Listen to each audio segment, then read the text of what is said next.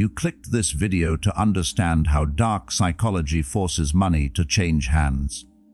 I will show you that, and I will show you how to completely rewire a buyer's reality so they beg you to take it.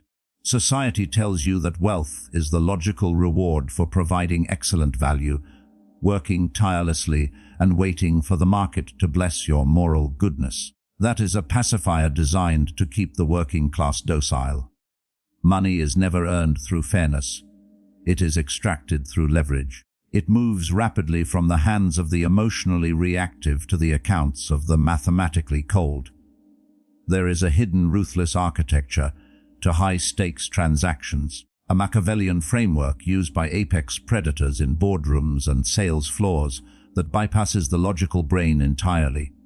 Once you flip this specific psychological switch, your income will no longer be tied to your effort. It will be tied to your ability to bend human instinct. Phase 1. The Law of Asymmetrical Debt. Most people approach a negotiation or a sale by trying to prove their worth. They pitch their features. They exhaust themselves explaining why their product is superior. They act like peasants bringing offerings to a king hoping for a coin in return. The Machiavellian does not sell a product. He sells a debt. You have been conditioned to view a transaction as an equal exchange, money for a service. But human psychology does not operate on equality. It operates on the unbearable weight of obligation. Look at the underlying mechanics of Robert Cialdini's concept of reciprocity. The mainstream sanitized interpretation is to give a little something for free, a trial period, a complimentary PDF to make the customer feel warmly toward you. That is amateur, that is weak.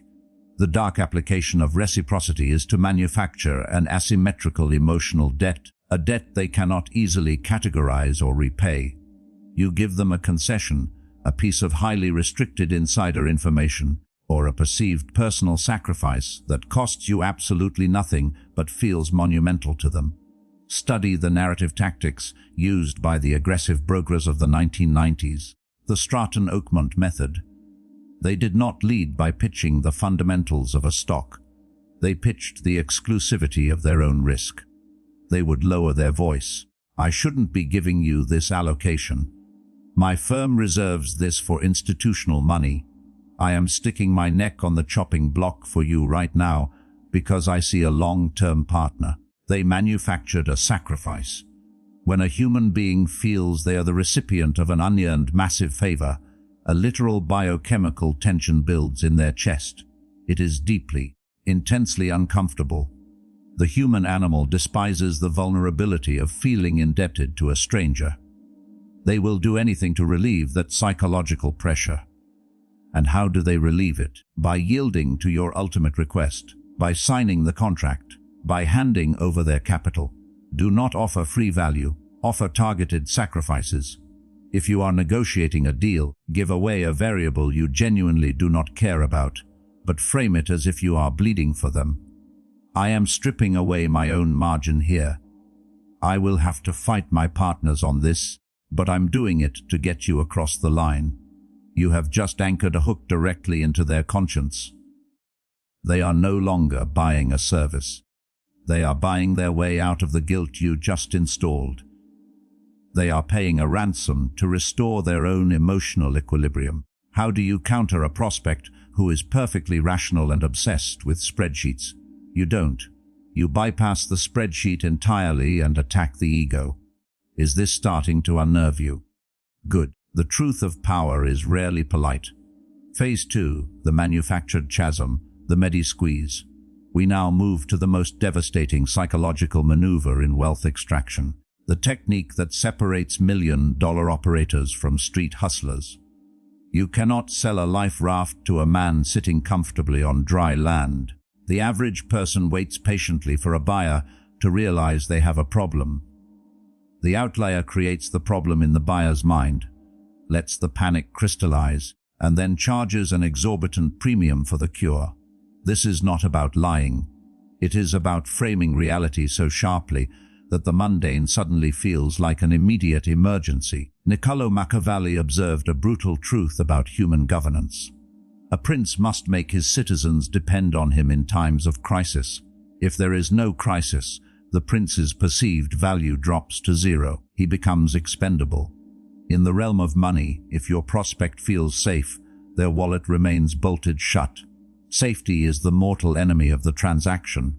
Comfort is the enemy of urgency. You must introduce them to a danger they did not know existed, a danger they are already standing in. Let us look at a historical masterclass in market manipulation. Caesar Borgia, the man who inspired the prince, conquered the Romana region. It was a chaotic, lawless territory. Borgia needed absolute order, but he did not go in with a gentle hand. He appointed a remarkably cruel commander, Ramiro Diorco, to pacify the region with extreme, terrifying violence. Dioro did the dirty work. He brought brutal order to the streets. But in doing so, he became universally despised by the populace. Borgia watched from a distance. Once the region was stable, but utterly terrified of Dioro, Borgia stepped in. He had his own commander executed and left his severed body in the public square at dawn. The people rejoiced. They viewed Borgia not as the conqueror who installed the tyrant, but as the divine savior who freed them from him. What is the financial translation of this blood-soaked history? You must position the market, their current strategy, or their ignorance as Ramiro Diorco, the brutal dictator that is actively punishing your prospect. You do not sell the solution. You agitate the pain. You validate their deepest fears about their business or their finances. You let them feel the full crushing weight of the market's cruelty. You ask questions that tear open a gaping hole in their foundation. How long have you been bleeding 20% of your operational capital to this inefficiency without your board noticing? Do not offer the solution immediately. That is a rookie mistake. Let them bleed. Let the realization of their vulnerability wash over them. Let them verbalize their own panic. Let them convince themselves that they are drowning. Only when they are desperate for an exit do you present the door, and you do not open the door eagerly.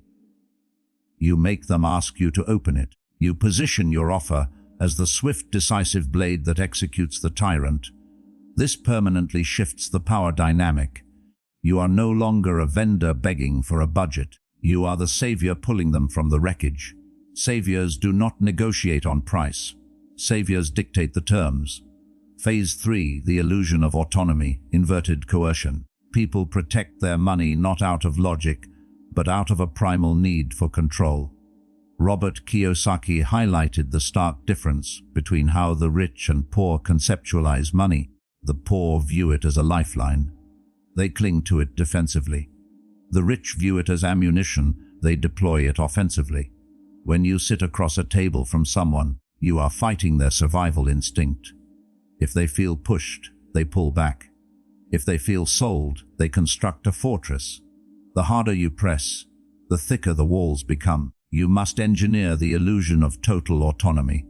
Tell a man he absolutely must buy your product to survive, and he will scrutinize every microscopic detail of the contract. He will look for the catch. But tell a man that this is an elite vehicle designed exclusively for a specific caliber of operator, and then casually imply he might not qualify for it. Watch his ego hijack his logic. You are stripping away the traditional buyer-seller dynamic.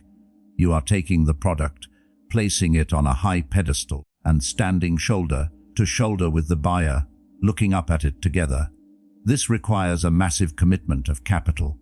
Frankly, most organizations cannot handle the implementation phase. I'm looking at your infrastructure, and I'm not entirely convinced you are ready for this level of scale. You just pulled the item away. The prospect's brain violently misfires. Wait, I am the one with the money. I am the prize here. Why is he disqualifying me? The human ego cannot tolerate being deemed insufficient, especially by someone they perceived as a vendor. They will suddenly start pitching you on why they are ready, why they have the liquid funds, why they deserve the privilege of giving you their money. You have inverted the coercion. They are choosing to buy aggressively to restore their sense of power and status in the room. They walk away believing the entire transaction was their idea. The most flawless manipulation is the one where the target feels they are in the driver's seat, completely unaware that you laid the tracks miles in advance. But how do you handle the prospect who calls your bluff? The one who tries to grind you down on the cost. Phase 4, the gaze of inevitability. When you negotiate, the person who needs the deal the most loses. It is a law of physics. The scent of desperation is pungent. It kills high-ticket sales faster than terrible pricing. The Machiavellian rule of money is the law of supreme indifference. You must train your nervous system to look at a massive pile of cash, a life-changing commission check, or a massive portfolio and feel absolutely nothing. If your heart beats faster when the contract is pushed across the table, the client will see it in the micro-dilation of your pupils. They will hear it in the slight, ragged acceleration of your breath. The moment they sense your desire, you become the prey. You must internalize the cold mechanical nature of a casino house. The house does not jump up and cheer when it wins a hand. It does not sweat when it loses one. It simply raz in the chips with a blank face. The house expects to win. When you present your price, state it like you are stating the weather. The capital requirement is 150 zalozen. Then hold unbroken eye contact. Do not flinch. Do not look down at your notes. Do not immediately offer a payment plan. Do not justify the cost with a rambling list of features. Justification is a subconscious plea for forgiveness. You do not ask forgiveness for offering elite value. Let the immense weight of the number sit on their chest. Let the tension fill the room until it is suffocating. They will squirm. They will try to read your face for a microscopic sign of flexibility. They will search your eyes for a crack in your armor. They will find none. You are a wall of stone. This breaks the amateur buyer. They are completely accustomed to salespeople who negotiate against themselves, dropping the price out of sheer awkwardness before an objection is even raised. When you hold the line with absolute cold indifference, you communicate a terrifying subconscious message. He does not need my money. He must have plenty of it. This product must be worth exactly what he says it is because he is willing to let me walk away. Indifference is the ultimate display of dominance. You have learned how to anchor guilt. You have learned how to manufacture a crisis. You have learned how to invert control and hold the line of indifference. But all of this relies on external triggers.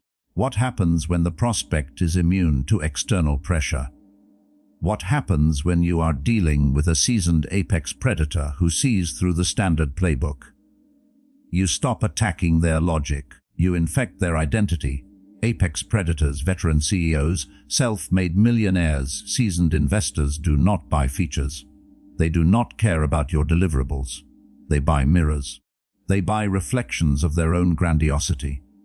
When you sit across from a high-status individual, their analytical brain is a fortress. They have heard every closing technique. They have read the books on persuasion. They know when you are attempting to create artificial urgency. If you try to outlogic them, you will lose. So, you bypass the intellect entirely. You aim for the ego. Identity infection requires you to label the prospect with a characteristic they desperately wish to possess, and then tether your offer to that exact characteristic. People do not purchase things to solve physical problems. They purchase things to become someone else. The executive buying a 7-figure consulting package is not buying data. He is buying the identity of a visionary leader. He is buying insurance against the terrifying, creeping thought that he is actually an imposter. If you pitch the data, you are immediately commoditized. You lose to the cheapest competitor. If you pitch the visionary identity, price becomes utterly irrelevant. In fact, the price becomes a feature. The higher the cost, the more potent the identity shift. Machiavelli advised that a ruler must always appear religious, faithful, and human because the masses judge by the eye, the masses by the appearance of virtue. In the architecture of high-level transactions, you are selling the appearance of absolute competence. How do you execute the ego bind? You label them. You assign them a high-status trait before you present the terms. You strike me as a deeply clinical decision-maker, someone who does not let emotional attachments cloud the mathematics of a deal. They will nod. They will accept the compliment. They want to be seen as clinical. Once they accept the label, the trap is set. When you present the exorbitant price, if they flinch, if they hesitate, they contradict the label. They prove they are emotional. They prove they are attached to the safety of their current capital. To maintain the elite identity you just handed them, they must agree to the terms. They must write the check. It is psychological extortion flawlessly disguised as a compliment.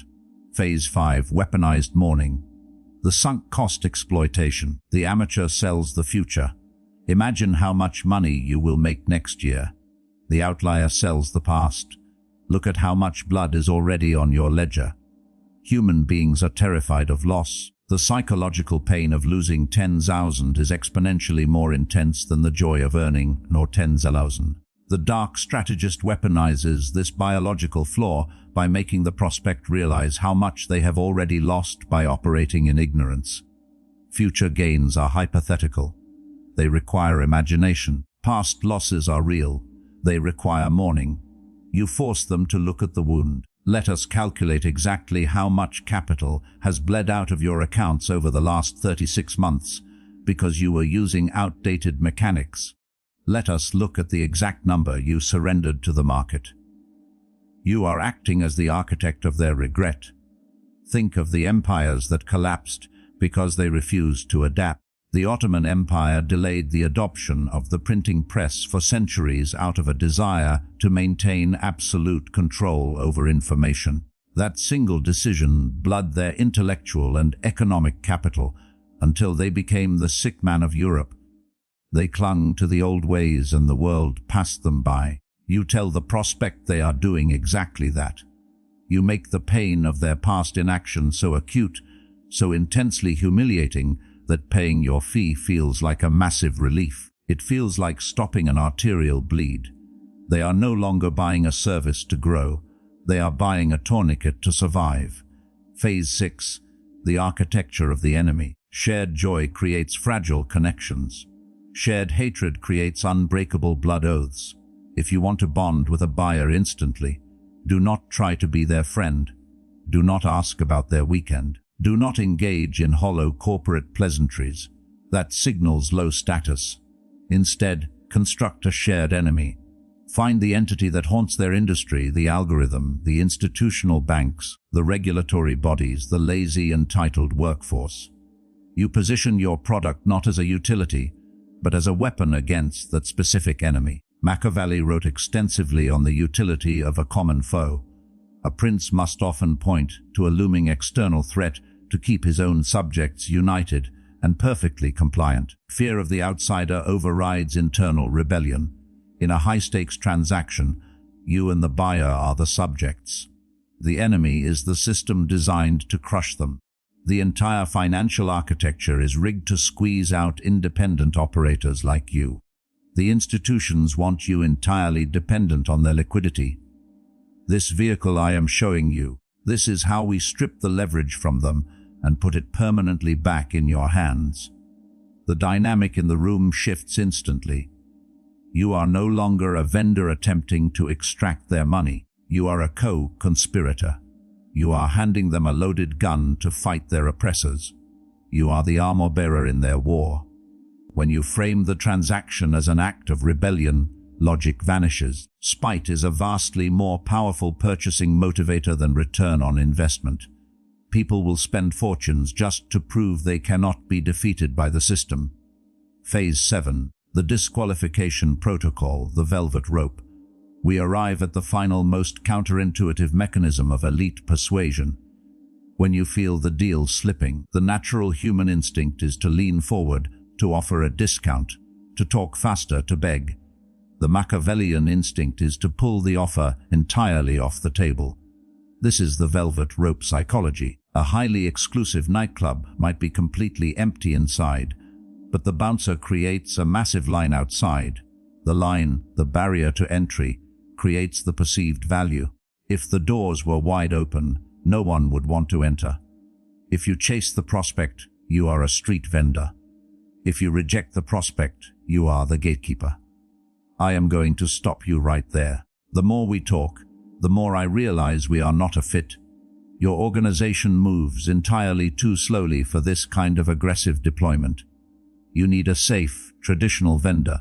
We only work with operators who can execute without hesitation. I am going to withdraw my offer. The psychological devastation of being told you are not good enough is absolute. Watch the prospect's posture change. Watch the panic set in. You just took away their toy. You just told a wealthy, powerful individual that their money is not good enough to buy your respect. The human ego cannot process this rejection. It short-circuits. They will immediately scramble to prove you wrong. They will start pitching you on why they are agile, why they are aggressive, why they are the perfect client.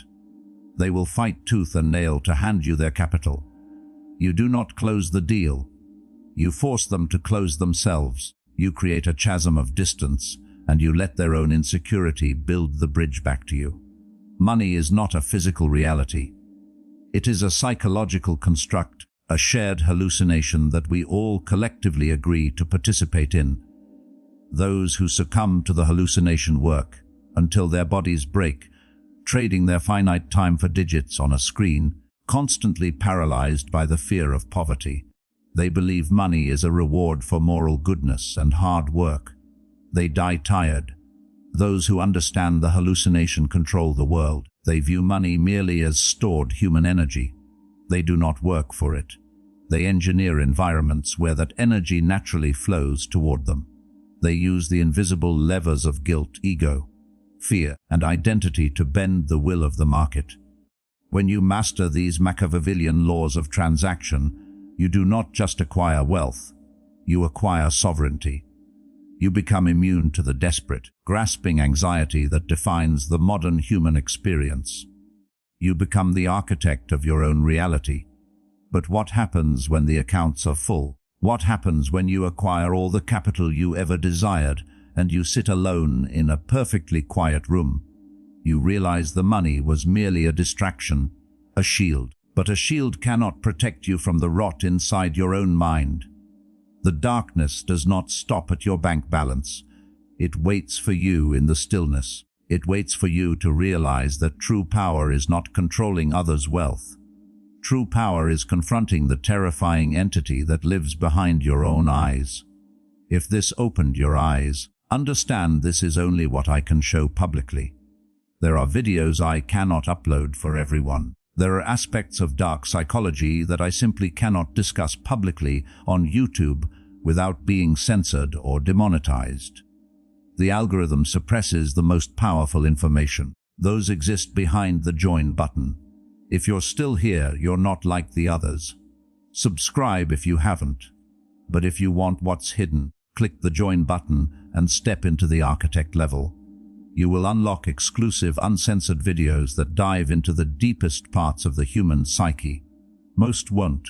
That's the point.